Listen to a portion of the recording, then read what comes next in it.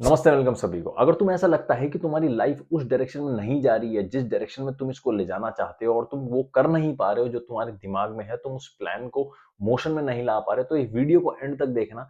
तुम्हें तुम्हारे माइंड का हॉराइजन चेंज करना आ जाएगा।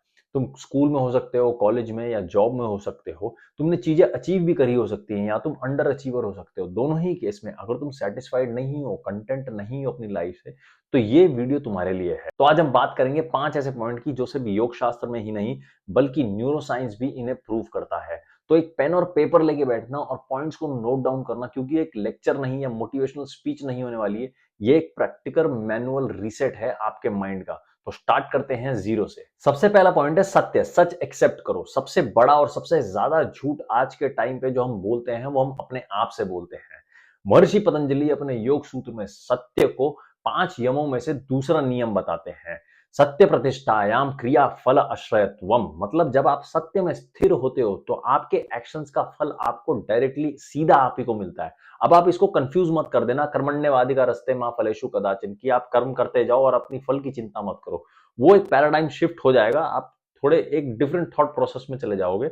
वहां तक हम थोड़े बाद में पहुंचेंगे, लेकिन यहाँ पे जब आप की स्पीच में सत्य होता है, ट्रूथ होती है, ऑनेस्टी होती है, तो आपके जो एक्शंस होते हैं उनका जो फल होता है वो आपको डायरेक्टली मिलता है। इसका मतलब क्लैरिटी पहले होती है और रिजल्ट बाद में। जब आप अपने आप से सच बोलने लगते हो तो लाइफ सीधा रिस्पॉन्ड करती है। न्यूरोसाइंस क्या कहता है? हार्वर्ड मेडिकल स्कूल की रिसर्च के अनुसार सेल्फ डिसेप्शन या कॉग्निटिव डिसोनेंस, मतलब जब हम अपनी रियलिटी को अवॉइड करते हैं तो ब्रेन का anterior cingulate cortex constantly overload होता है। ये वही पार्ट है जो डिसीजन मेकिंग और एरर डिटेक्शन करता है। सिंपल भाषा में जितना आप झूठ बोलोगे उतने आपके ब्रेन के ऊपर लोड बढ़ता जाएगा, और जितना आप सच बोलोगे आपके ब्रेन की एनर्जी रिलीज होगी। अब इसको प्रैक्टिकल लाइफ में आप कैसे अप्लाई कर सकते हो, इसके लिए पहले आप एक कागज और एक पेन लो और ये 3 पॉइंट्स लिखो। पहला है, मैं एक्चुअली कहां हूं अपनी लाइफ में।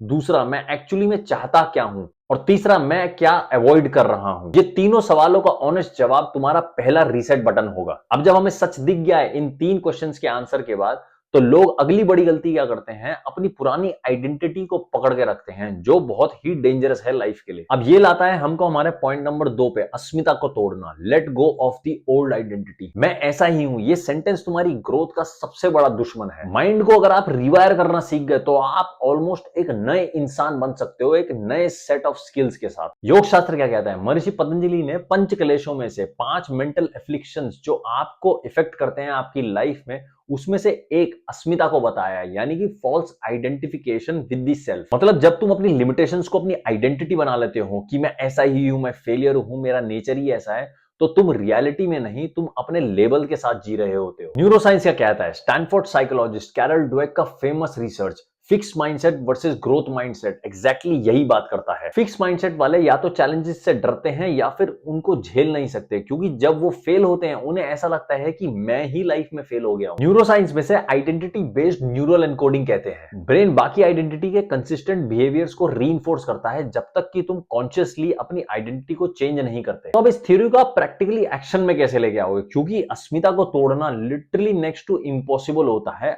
अगर आपके अंदर फोकस है, अगर आपके अंदर पेशेंस है, तो ये जो प्रोसेस होगा वो आपके लिए बहुत इजी होगा। तो आपको करना क्या है? सबसे पहले आप अपने आप से पूछो कि मुझे कौन सा लेबल रिमूव करना है। फिर एक नया सेंटेंस लिखो कि मैं एक प्रोक्रेस्टिनेटर हूं, और नया कि मैं एक पर्सन हूं जो कंसिस्टेंट रहना सीख रहा है। या आपको थोड़ा ड्रामेटिक लगेगा, लेकिन आपके ब्रेन के लिए एक रेवोल्यूशन होगा। अब हमने अपनी आइडेंटिटी को शेड करने का, पुरानी आइडेंटिटी को ब्रेक करने का एक प्रोसेस स्टार्ट कर दिया है। अब लोग गलती यहां पे क्या करते हैं कि वो इस कॉम्प्लेक्सिटी में जाके सारे स्ट्रक्चर को एक साथ बदलने का प्रयास करते हैं। हमें वो गलती नहीं करनी है। इसलिए ये हमें अपने नेक्स्ट पॉइंट पे लेके आता है, वैराग्य, लेटिंग गो। अपने काम को सिंप्लीफाई करो और अपने मेंटल लोड को कम करो। तुम्हारी लाइफ कॉम्प्लिकेटेड है, तुम्हारा माइंड कॉम्प्लिकेटेड है, इसलिए तुम लाइफ में आगे नहीं बढ़ पा रहे।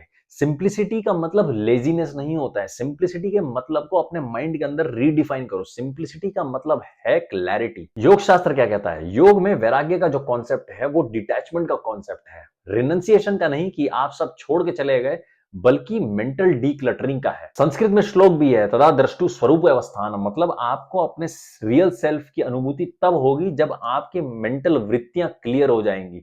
मतलब जब आपकी आउटर नॉइस कम होगी, तभी आपको इंटरनल क्लैरिटी आएगी। न्यूरोसाइंस क्या कहता है? डिसीजन फेटिग। ये कॉन्सेप्ट न्यूरोसाइंस में वेल डॉक्यूमेंटेड है। कोलंबिया यूनिवर्सिटी के अनुसार प्रीफ्रंटल कोर्टेक्स जो रिस्पॉन्सिबल होता है प्लानिंग का, डिसीजन मेकिंग का, जब इस पे इनपुट बढ़ते हैं तो ये फटीग होने लगता है, ये थकने लगता है, सिमिलर एक मसल की तरह। इसलिए आप देखोगे स्टीव जॉब्स ने टर्टल नेक क्यों पहना, मार्क जकरबर्ग ने ग्रे शर्ट्स क्यों पहनी।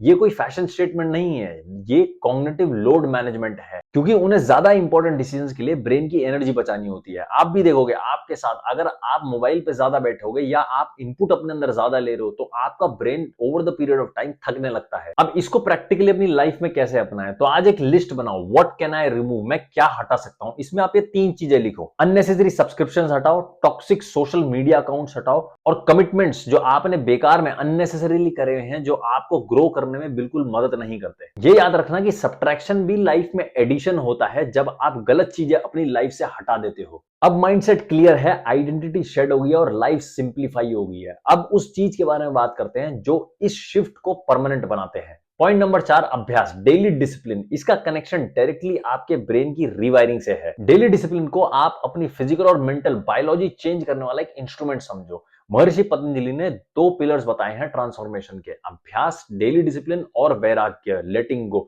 वैराग्य के ऊपर हमने बात कर ली है, अब अभ्यास किस तरीके का होना चाहिए? सतु दीर्घकाल नैरंतर्य सत्कार सेवितो दृढ़ भूमि ही। मतलब आपकी प्रैक्टिस लंबे टाइम तक होनी चाहिए, नॉन स्टॉप होनी चाहिए, और एक श्रद्धा, एक बिलीफ के साथ होनी चाहिए। और ये महर्षि पतंजलि ने 2000 साल पहले बताया था, जो आज न्यूरो साइंस इसको बैकअप करता है, इसको प्रूव करता है। न्यूरो साइंस क्या कहता है? न्यूरोप्लास्टिसिटी, ब्रेन की ability to rewire itself. MIT और स्टैनफोर्ड की बहुत सारी रिसर्च पेपर्स इसको प्रूव करती हैं। सिंपल भाषा में, आप पहली बार साइकिल चलाते हो तो आपको वो डिफिकल्ट लगेगा, लेकिन आप जब 1000वीं बार साइकिल चलाओगे तो वो एकदम ऑटोमेटिक हो जाएगा, और यही न्यूरोप्लास्टिसिटी है। आप एक एक्सपेरिमेंट करो अपने ऊपर, 66 डेज तक कोई भी नया बिहेवियर आप रिपीट करो। यूनिवर्सिटी कॉलेज लंदन के रिसर्च पेपर के अनुसार वो आपकी हैबिट बन जाएगा। अब पॉइंट नंबर 4, अभ्यास को आप प्रैक्टिकली अपनी लाइफ में कैसे इंप्लीमेंट कर सकते हो। इसके लिए सबसे पहले आपको अपने लिए एक विन द मॉर्निंग प्रोटोकॉल बनाना पड़ेगा, जिसमें आपको एग्जैक्टली पता होना चाहिए कि उठने के 1 से 1.5 घंटे के अंदर आपको करना क्या है। फॉर एग्जाम्पल, जैसे आप उठते ही आपको कोई श्लोक बोलना है ताकि आपका मन एकाग्र हो जाए। अगर आप नास्तिक हो, एथीस्ट हो, तो आप 10 एब्डोमिनल ब्रीदिंग कर सकते हो, जो आपकी वेगस नर्व को एक्टिवेट करेंगी और आपके कोर्टिसोल लेवल्स को कम कर देंगी। दूसरा, आप या तो जर्नलिंग कर सकते हो, या फिर अगर आपके पास उसके आपको नहाना है या आप कोई और काम कर रहे हो, आप ये सारी चीजें भी कर सकते हो। और तीसरा जो पॉइंट रखना है, आपको एक्सरसाइज जरूर करनी है। वॉकिंग करो, स्ट्रेचिंग करो, थोड़ी बहुत मूवमेंट करो, योग अभ्यास करो, आसन करो। अगर आपको आसन करने हैं तो आपको इसी चैनल में आपको योग आसन मिल जाएंगे, 30 डेज की प्रैक्टिस मिल जाएगी, जो सारे लेवल्स के लिए है। जब आप इन चीजों के साथ अपने मॉर्निंग के 1 से 2 घंटे स्टार्टिंग के पकड़ लोगे, तो आपके माइंड को एक सिग्नल मिलेगा कि आप रेडी हो बाकी पूरे दिन के लिए। अब हमारा डिसिप्लिन भी सेट हो गया है। अब ये लाता है हमें लास्ट पॉइंट की तरफ, जो काफी लोग इग्नोर करते हैं, लेकिन ये बहुत इतना पावरफुल है कि ये बाकी सारे पॉइंट्स को बीट कर सकता है, जो कि है हमारा एनवायरमेंट, सत्संग, हमारा क्षेत्र क्या है। और इस पॉइंट के ऊपर आपको सोचना पड़ेगा। कई बार तुम्हारी विल पावर वीक नहीं होती, तुम्हारा एनवायरमेंट ही टॉक्सिक होता है। अगर तुम टॉक्सिक एनवायरमेंट में रहते हो तो तुम्हारे अंदर टॉक्सिसिटी बढ़ेगी, और अगर तुम्हें ग्रोथ माइंडसेट एनवायरमेंट में रहते हो तो तुम्हारे अंदर ट्रांसफॉर्मेशन नेचुरल होगा। न्यूरोसाइंस क्या कहता है? BJ Fogg, Stanford behaviour design lab के फाउंडर ने प्रूव किया कि behaviour cue routine reward loop पे चलता है, और क्यों हमेशा एनवायरमेंट से आता है। मतलब अगर तुम रात को बेड के पास अपने फोन रखते हो तो तुम फोन स्क्रॉल करोगे, अगर तुम किताबें रखते हो तो एक ना एक दिन तुम किताब उठा के पढ़ोगे। जेम्स क्लियर का भी यही कहना है एटॉमिक हैबिट्स में, you don't rise to the level of your goals, you fall to the levels of your system. अब इस पॉइंट को प्रैक्टिकली एक्शन में आप कैसे लेके आ सकते हो, अपने एनवायरमेंट को कैसे ऑडिट कर सकते हो, इसके लिए आप ये 3 चेंजेस अपने लाइफ में स्लोली या एकदम से करने का प्रयास करो। पहला है फिजिकल, एक चीज हटाओ अपनी लाइफ से जो आपको डिस्ट्रैक्ट करती है, जैसे कि फोन हो गया, जंक फूड हो गया, क्लटर या गंदगी हो गई आपके आसपास, चीजें तय नहीं लगे, जैसे आपके कपड़े तय नहीं लगे, अपनी अलमारी को आप तय लगाओ, अपने जूतों को आप जगह पे रखो, जूतों को साफ करके रखो, ये आपके कॉग्निटिव लोड को कम करेगी। दूसरा है सोशल, आइडेंटिफाई करो कौन है जो आपको बुरा फील कराता है, आपको नीचा दिखाता है, और कौन है जो आपको अच्छा फील कराते हैं, आपको मोटिवेटेड रखते हैं लाइफ में। अब इसमें यह भी ध्यान में रखना है कि आप को उन लोगों के साथ भी नहीं रहना है जो सिर्फ बटरिंग करते हैं, जो सिर्फ चापलूसी करते हैं। तीसरा है डिजिटल, जो आज के टाइम में बहुत इंपॉर्टेंट है। किसी भी 5 अकाउंट को आप अनफॉलो करो जो सिर्फ एंग्जाइटी या कंपैरिजन का कंटेंट बनाते हैं। और एक लास्ट बात, ये जो कमबैक होगा आपका, जो रीस्टार्ट होगा, ये कोई हीरोइक फील नहीं होगा आपको, कोई ड्रामेटिक नहीं होगा, कोई बैकग्राउंड म्यूजिक नहीं होगा, बल्कि एक स्लो होगा और एक प्रोसेस के साथ होगा और ये शांत होगा और यही इसकी पावर है। अगर ये वीडियो तुम्हें अच्छा लगा तो एक काम करना, कमेंट में लिखो कि कौन सा पॉइंट आपके लिए सबसे ज्यादा इंपॉर्टेंट था, क्योंकि मैं सारे कमेंट्स पढ़ता हूं। तो सब्सक्राइब और शेयर जरूर करना सेल्फ ग्रोथ के लिए और योगा फिलॉसफी के लिए। तो धन्यवाद सभी का ज्वाइनिंग के लिए। मिलते हैं अगले वीडियो में। हर हर महादेव।